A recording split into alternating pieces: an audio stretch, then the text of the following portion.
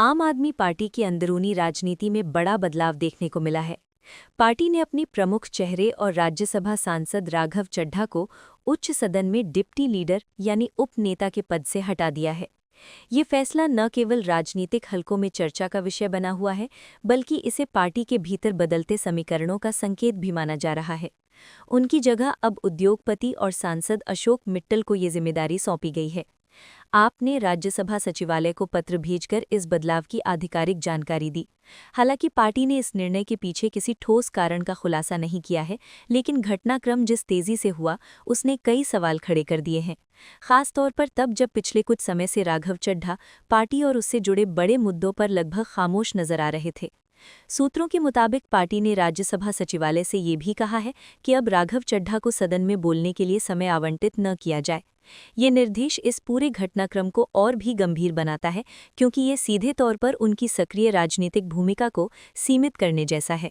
इस फैसले से पहले आपने एक और बड़ा संकेत दिया था, जब आगामी विधानसभा चुनावों के लिए जारी की गई स्टार प्रचारकों की सूची से भी राघव चड्ढा का नाम हटा दिया गया था। ये कदम बताता है कि पार्टी धीरे धीरे उन्हें प्रमुख जिम्मेदारियों से दूर कर रही थी। पार्टी के अंदरूनी सूत्रों के अनुसार राघव चड्ढा कई महत्वपूर्ण मौकों पर पार्टी के साथ सक्रिय रूप से मौजूद नहीं थे। फरवरी के अंत में जब अरविंद केजरीवाल और मनीष सिसोदिया को आबकारी नीति मामले में राहत मिलने के बाद पार्टी ने शक्ति प्रदर्शन किया, उस समय भी उनकी अनुपस्थिति चर्चा में रही। ऐसे कई अवसरों ने नेतृत्व को उनके प्रति असहज कर दिया। दिलचस्प बात यह है कि पार्टी के करीबी सूत्र ये दावा कर रहे हैं कि इस फैसले के पीछे कोई खास वजह नहीं है और राघव चड्ढा किसी भी पार्टी विरोधी गतिविधि में शामिल नहीं पाए गए हैं। हालांकि ये भी स्वीकार किया गया कि पार्टी इस निर्णय के लिए सही समय का इंतजार कर रही थी। राजनीतिक विश्लेषकों का मानना है कि अक्सर ऐसे फैसले सतह पर भले ही सामान्य दिखें, लेकिन इनके पीछे रणनीतिक सोच और संगठनात्मक संतुलन का बड़ा खेल होता है। राघव चड्ढा का धीरे धीरे नेतृत्व से दूरी बनाना भी इस निर्णय का एक अहम कारण माना जा रहा है। सूत्रों के अनुसार राघव चड्ढा को फिलहाल पार्टी से निष्कासित या निलंबित करने की कोई योजना नहीं है।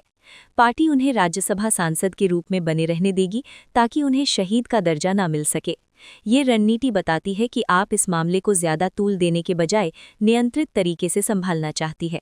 हालांकि ये भी स्पष्ट है कि उनकी भूमिका अब पहले जैसी प्रभावशाली नहीं रहेगी। पार्टी के भीतर उनकी स्थिति कमजोर हुई है और भविष्य में उनकी राजनीतिक दिशा क्या होगी, इस पर सबकी नजरें टिकी हैं। इस पूरे घटनाक्रम के बीच राघव चड्ढा का एक हालिया ट्वीट भी चर्चा में आ गया।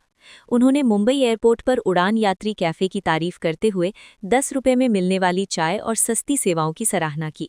ये कैफे महाराष्ट्र में एनडीए सरकार के तहत संचालित है। राजनीतिक हलकों में इस ट्वीट को भी अलग नजरिए से देखा गया। कुछ लोगों का मानना है कि ये पार्टी लाइन से अलग जाकर की गई सार्वजनिक टिप्पणी थी, जो नेतृत्व को पसंद नहीं आई। हालांकि इस पर कोई आधिकारिक प्रतिक्रिया सामने नहीं आई है।